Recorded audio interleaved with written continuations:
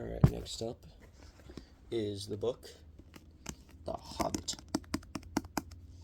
We're going to read through just the first chapter, like the other one. As you can see, I've already read a little bit through it, but that is okay, for that is spoilers for me and not for you. Alright. Page 3. Chapter 1. An Unexpected Party. In a hole in the ground, there lived a hobbit. On a nasty, dirty, wet hole, filled with the ends of worms and an oozy smell, nor yet a dry, bare, sandy hole, with nothing in it to sit down on or to eat. It was a hobbit hole. That means comfort. It had a perfectly round door, like a porthole, painted green with a shiny yellow brass knob in the exact middle. Sorry, I'm sick. The door opened The door opened onto a tube-shaped hall like a tunnel. Very comfortable tunnel with smoke, with paneled walls and floors tiled and carpeted, provided with polished chairs and lots of pegs for hats and coats. The hobbit was fond of visitors. The tunnel would I'm so tired. The tunnel wound on and on, going fairly, but not quite straight into the side of the hill.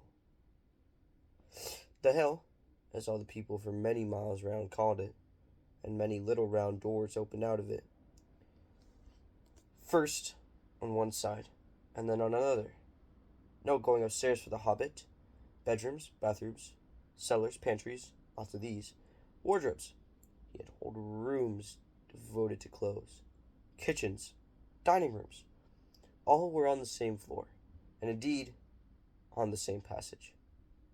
The best rooms were all on the left-hand side going in, for these were the only ones to have windows, deep-set round windows looking over his garden and meadows beyond, sloping down to the river. This hobbit was a very well-to-do hobbit. His name was Baggins. The Bagginsons had lived in the neighborhood of the hill for time out of mind. People considered them very respectable, not only because most of them were rich, but also because they never had any adventures or did anything unexpected. You could tell what a Baggins would say on any question without the bother of asking him. This is a story of how Baggins had an adventure and found himself doing and saying things altogether unexpected. He may have lost his neighbor's respect, but he gained, well, you will see whether he gained anything in the end. The mother of our particular hobbit.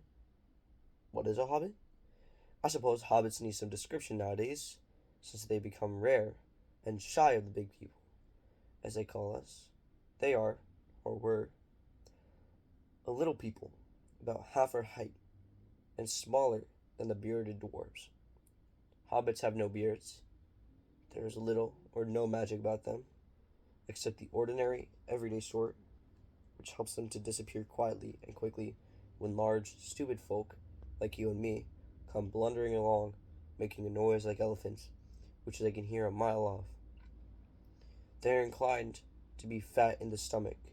They dress in bright colors, chiefly green and yellow, wear no shoes because their feet grow natural, leathery soles, and thick, warm brown hair, like the stuff on their heads, which is curly. Have long, clever brown fingers, good-natured faces, and laugh deep, fruity laughs, especially after dinner, which they have twice a day when they can get it. Now you know enough to go on with. As I was saying, the mother of this hobbit, of Bilbo Baggins, that is, was the famous Belladonna, Took, one of the three remarkable daughters of the old Took, head of the hobbits who lived across the water. The small river that ran at the foot of the hill. It was often said, in other families, that long ago one of the Took's ancestors must have taken a fairy wife. That was, of course, absurd. But certainly, there was still something not entirely hobbit-like about them. And once in a while, members of the Took clan would go and have adventures. They discreetly disappeared, and the family hushed it up. But the fact remained that the Tooks were not as respectable as the Bagginses, though they were undoubtedly richer.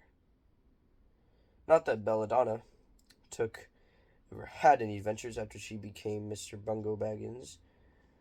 Bungo, that was Bilbo's father, built the most luxurious hobbit hole for her, and partly with her money. What was to be found either under the hill or over the hill, or across the water, and there they remained to the end of the days. Still, it is probable that Bilbo, her only son, although he looked and behaved exactly like a second edition of his solid and comfortable father, got something a bit queer in his makeup from the Took side. Something that only waited for a chance to come out. Chance never arrived until Bilbo Baggins was grown up, being about 50 years old or so, and living in the beautiful hobbit hole built by his father, which I have just described for you, until he had in fact apparently settled down immovably. By some curious chance one morning long ago, in the quiet of the world,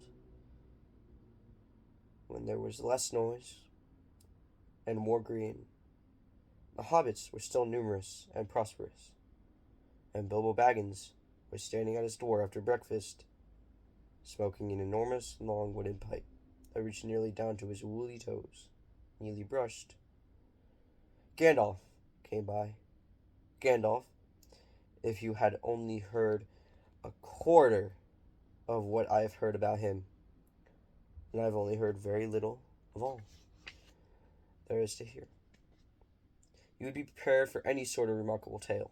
Tales and adventures spread it up all over the place, wherever he went, in the most extraordinary fashion. He had not been down that way under the hill for ages and ages, not since his friend the old Took died. In fact, and the hobbits had almost forgotten what he looked like.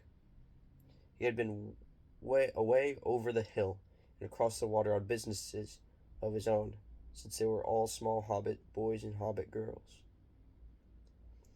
All that the unsuspecting Bilbo saw that morning was an old man with a staff. He had a tall, pointed blue hat, a long gray cloak, a silver scarf, over which his long white beard hung down below his waist, and immense black boots. "Good morning," or hold on. "Good morning," said Bilbo, and he meant it. The sun was shining. The grass was very green. But Gandalf looked at him from under long, bushy eyebrows that struck out further than the brim of his shady hat. "What do you mean? Or, what do you mean?" "What do you mean?" he said. "Do you wish me a good morning? Or mean that it is a good morning whether I want it or not? Or that you feel good this morning? Or that it is a morning to be good on?" "All of them at once," said Bilbo. "And a very fine morning for a pipe of tobacco out of doors. Into the bargain, if you have a pipe about you sit down and have a fill of mine. There's no hurry, we have all the day before us." Then Bilbo sat down on a seat by his door, crossed his legs, blew out a beautiful gray ring of smoke that sailed up into the air without breaking, and floated away over the hill. "Very pretty," said Gandalf, "but I have no time to blow smoke rings this morning. I'm looking for someone to share in this adventure that I am raging, and it's very difficult to find anyone." "I should think so. In these parts, we are plain, quiet folk, and have no use for adventures. Nasty, disturbing, uncomfortable things. Make you late for dinner. Can't think what anybody sees in them, said our Mr. Baggins, and stuck one thumb behind his braces, and blew out another, even bigger, smoke ring. Then he took out his morning letters and began to read, pretending to take no more notice of the old man. He decided that he was not quite his sort, and wanted him to go away. But the old man did not move. He stood, leaning on his stick, and gazing at the hobbit, without saying anything. Till Bilbo got quite uncomfortable, and even a little cross. "Good morning," or "Good morning," he said at last. "We don't have any adventures here, thank you. You might try over the hill, or across the water." By this he means that the conversation was at an end. "What a lot of things you do use good morning for," said Gandalf. "Now you mean that you want to get rid of me, and that it won't be good till I move off." "Not at all. Not at all, my dear sir. Let me see. I don't think I know your name." Yes, my dear sir. I do know your name, Mr. Bilbo Baggins. And you know my name, though you don't remember that I belong to it. I'm Gandalf, and Gandalf means me. To think that I should have lived to be a good morning by Belladonna Took's son, as if I was selling buttons at the door. Gandalf? Gandalf? Good gracious me. Not the wandering wizard that gave old Took a pair of magic diamond studs that fastened themselves and never came undone till ordered. Not the fellow who used to tell such wonderful tales at parties about dragons and goblins and giants, and the rescue of princesses, and the unexpected luck of widows' sons. Not the man that used to make such particularly excellent fireworks. I remember those. Old Took used to have them on Midsummer's Eve. Splendid. They used to go up like great lilies and snapdragons, and laburnums of fire, and hang in the twilight all evening. You will notice already that Mr. Baggins was not quite so prosy as he liked to believe. Also that he was very fond of flowers. Dear me, he went on, not the Gandalf who was responsible for so many quiet lads and lasses going off into the blue for mad adventures. Anything from climbing trees to visiting elves, or sailing in ships, sailing to other shores. Bless me, life used to be quite he used to accept things badly in these parts, once upon a time. I beg your pardon, but I had no idea you were still in business." "Where else should I be?" said the wizard. "All the same, I am pleased to find you remember something about me. Seem to remember my fireworks kindly. At any rate, that is not without hope. Indeed, for your old grandfather Took's sake, and for the sake of poor Belladonna, I will give you what you asked for." "I beg your pardon. I haven't asked for anything." "Oh, sorry." "Yes, you have. Twice now." "My pardon. I give it to you. In fact, I will go so far as to send you on this adventure. Very amusing for me, very good for you, and profitable too. Profitable too. Very likely if you ever get over it." "Sorry, I don't want any adventures. Thank you, not today. Good morning. But please come to tea, any time you like. Why not tomorrow? Come tomorrow. Goodbye." With that, the hobbit turned and scuttled inside his round green door, and shut it as quickly as he dared. Not to seem rude, wizards, after all, are wizards.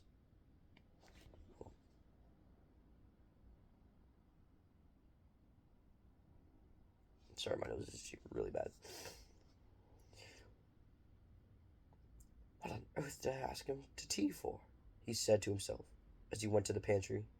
He had only just had breakfast, but he thought a cake or two and a drink of something would do him good after his fright. Gandalf, in the meantime, was still standing outside the door, and laughing long but quietly. After a while he stepped up, and with the spike on his staff, scratched a queer sign on the hobbit's beautiful green front door. Then he strode away, just about the time when Bilbo was finishing his second cake and beginning to think that he had escaped adventures very well. I'm sorry.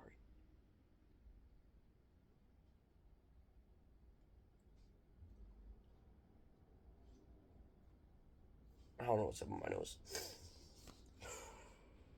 The next day, he had almost forgotten about Gandalf. He didn't remember things very well unless he put them down on his engagement tablet, like this.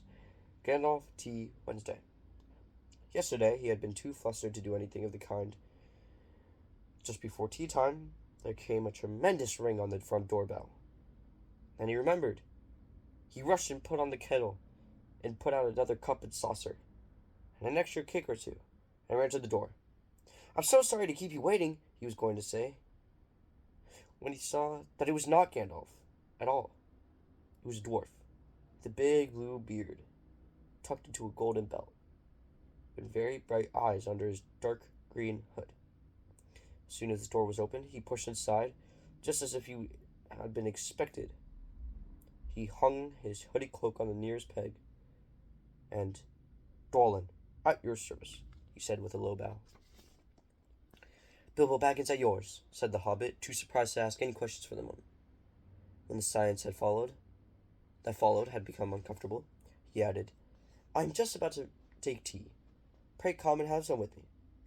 A little stiff, perhaps, but he meant it kindly. "What would you do if an uninvited dwarf came and hung..."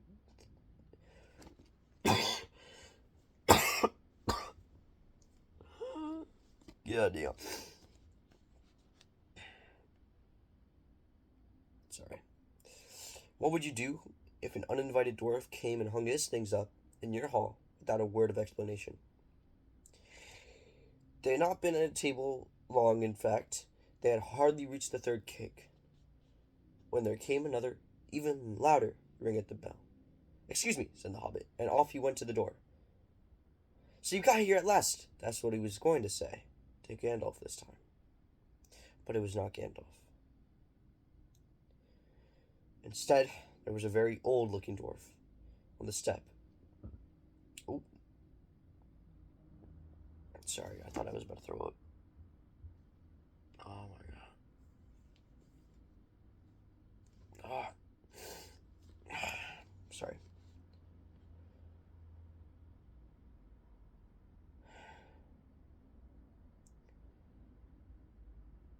Alright. But it was not Gandalf. Said there was a very old-looking dwarf on the step with a white beard and a scarlet hood. And he too hopped inside as soon as the door was open, just as if he had been invited. "I see they have begun to arrive already," he said, with caught a sight of Dwalin's green hood hanging up. He's old. "I see they have begun to arrive already," he said, when he caught sight of Dwalin's green hood hanging up. He hung his red one next to it, and, "Balin, at your service," he said, with his hand on his breast. "Thank you," said Bilbo with a gasp. "Thank you." It was not the correct thing to say, but they had begun to arrive had flustered him badly. He liked visitors, but he liked to know them before they arrived, and he preferred to ask them himself. He had a horrible thought that the cakes might run short, and then he, as the host, he knew his duty, and stuck to it, however the painful, he might have to go without it. "Come along in, come along in, and have some tea," he managed to say, after taking a deep breath. A little beer would suit me better, if it is all the same to you, my good sir." Aren't these guys British? No, they're from all over Europe, right? Technically, that's where their accents were. Anyway, said Balin with the white beard. "But I don't mind some cake. Seed cake if you have any. Lots. Or seed cake if you have any. Lots," Bilbo found himself answering to his own surprise, and he found himself scuttling off to the cellar to fill a pint beer mug, and then to a pantry to fetch 2 beautiful round seed cakes, which he had baked that afternoon after a supper morsel. Oh my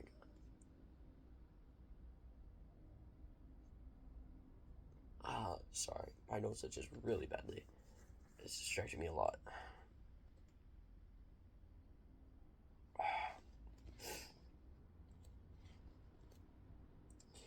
When he got back, Balin and Dwalin were talking at the table like old friends.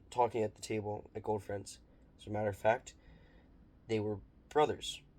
Bilbo plumped down the beer and the cake in front of them. Then when loud came a ring at the bell again. Then another ring. Gandalf for certain this time, he thought, as he puffed along the passage. But it was not. It was 2 more doors, both with blue hoods, silver belts, and yellow beards. And each of them carried a bag of tools and a spade, and they hopped as soon as the door began to open. Bilbo was hardly surprised at all. "What can I do for you, my dwarves?" he said. "Keely, at your service," said one, "and Feely," added the other. And they both swept off their blue hoods and bowed. "At yours and your families." At yours and your families," said Bilbo, remembering his manners this time. Dwalin and Balin are already here, I see," said Keely. "Let us join the throng." "Throng? Throng?" thought Mr. Baggins. "I don't like the sound of that. I really must sit down for a minute and collect my wits and have a drink." And only just had a sip. In the corner, while the four dwarves sat round the table and talked about mines and gold and troubles with the goblins, and the depredations of dragons, and lots of other things which he did not understand, did not want to, for they sounded too much adventurous, when, ding-dong-a-ling-ding, his bell rang again, as if some naughty little hobbit boy was trying to pull the handle off. "Someone at the door," he said, blinking. Some four, I should say by the sounds, or some four, I should say by the sound," said Feely. "Besides, we saw them coming along behind us in the distance." The poor little hobbit sat down in the mall, put his head in his hands, and wondered what happened, and when was going to happen, whether they would all stay to supper. Then the bell rang louder than ever, and he had to run to the door. It was not four at all. It was five. Now the dwarf had come along while he was wandering in the hall, and hardly turned the knob before they were all inside, bowing and saying, "At your service," one after another. Dory, Nori, Ori, Owen. Oh, hold on. Dory, Nori, Ori, Owen, and Gloin are their names. Very soon, two purple hoods, a gray hood, a brown hood, and a white hood were hanging on the pegs, and off they marched with their broad hands stuck in their gold and silver belts to join the others. Already it had almost become a throng. Some called for ale, some for porter, and one for coffee, and all of them for cakes. So the hobbit was kept very busy for a while. A big jug of coffee had just been set in the hearth. The seed cakes were gone, and the doors were starting on a round of buttered scones. Then there came a loud knock, not a ring, but a hard rat-tat on the hobbit's beautiful green door. Somebody was banging with a stick. Bilbo rushed along the passage, very angry, and altogether bewildered and bewildered. This was the most awkward Wednesday he ever remembered. He pulled open the door with a jerk, and they all fell in, one on top of the other. More dwarves, four more. There was Gandalf behind, leaning on his staff and laughing, and made quite a dent on the beautiful door. He had also, by the way, knocked out the secret mark that he had put there the morning before. Carefully, he said. "It's not like you, Bilbo, to keep friends waiting on the mat." And then open the door like a pop gun. Let me introduce. Bifor. Oh, it's going to be hard reading names. Bifor, Beaufort, Bombur, Bomber, and especially Thorin. "At your service," said Beaufort, Beaufort, Bomber, standing in a row. Then they hung up two yellow hoods and a pale green one. Also, a sky blue one with a long silver tassel. This last belonged to Thorin, an enormously important dwarf. In fact, no other than the great Thorin Oakenshield himself, who was not at all pleased at falling flat on Bilbo's mat, and Beaufort, Beaufort, and Bomber on top of it. Beaufort, Beaufort, and Bomber on top of it. I'm laughing because the names are so ridiculous. I don't even know if I'm particularly honestly them here. Are these dwarves in like the Lego game and the movie, or did they like cut them out because they're forgotten about? Probably not. For one thing, Bomber was immensely fat and heavy. Okay, they didn't. Thorn indeed was very haughty, and said nothing about service. But poor Mr. Baggins said he was sorry so many times, that at last he grunted, "Pray don't mention it," and stopped frowning. Now we're all here, said Gandalf, looking at a row of 13 hoods, the best detachable party hoods, and his own hat hanging on the pegs. Quite a merry gathering. I hope there is something left for the late comers to eat and drink. What's that? Tea? No, thank you. A little red wine, I think, for me. And for me, said Thorn. And for me, said Thorn. And raspberry jam and apple tart, said Beefore. And mince pies and cheese, said Beaufort. And pork pie and salad, said Bomber. And more cakes. More cakes, and ale, and coffee, if you don't mind, called the other dwarfs through the door. Put on a few eggs, there's a good fellow. Put on a few eggs, there's a good fellow. Hold on, I'm trying to find my Gandalf voice again. Put on a few eggs. I'm changing his voice. Put on a few eggs, there's a good fellow. Gandalf called after him, as the hobbits stumped off to the pantries. And just bring out the cold chicken pickles. Seems to know as much as the inside of my larders as I do myself, thought Mr. Baggins, who was feeling positively flummoxed. I was beginning to wonder whether the most wretched adventure had not come right into this house by the time he had all. I'm gonna check something. How long is chapter 32 pages, and I'm on page 15.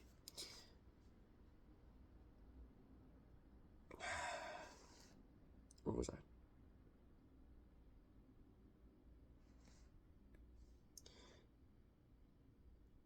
By the time he had got all the bottles and dishes and knives and forks and glasses and plates and spoons and things piled up on big trays, he was getting very hot and red in the face and annoyed.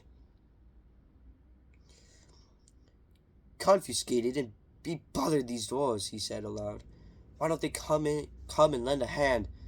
Lo and behold, there stood Balin and Dwalin at the door of the kitchen, and Feely and Keely behind them.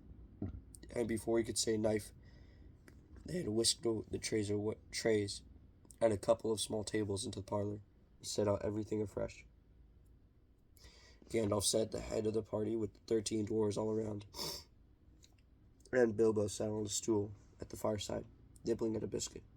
His appetite was quite taken away, and trying to look as if they were all perfectly ordinary and not in the least an adventure. The dwarves ate,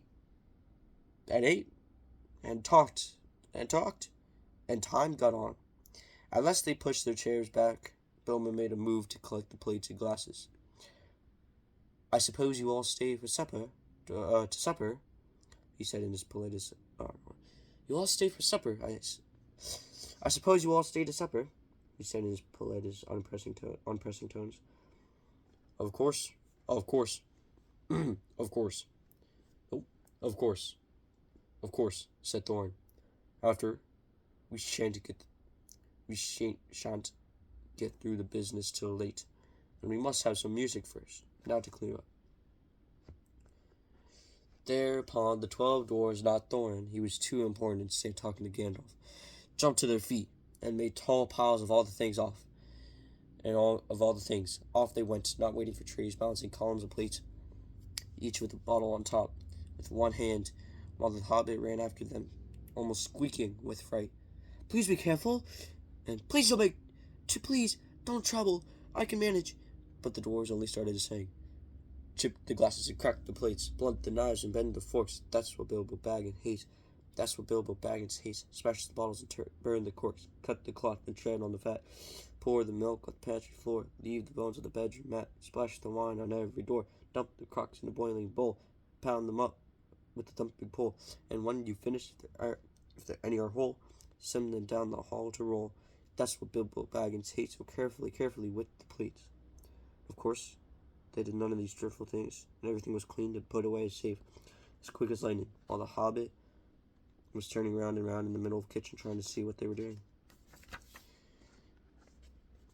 And I'm going to end it there. So I am on page 16 to start off with next time.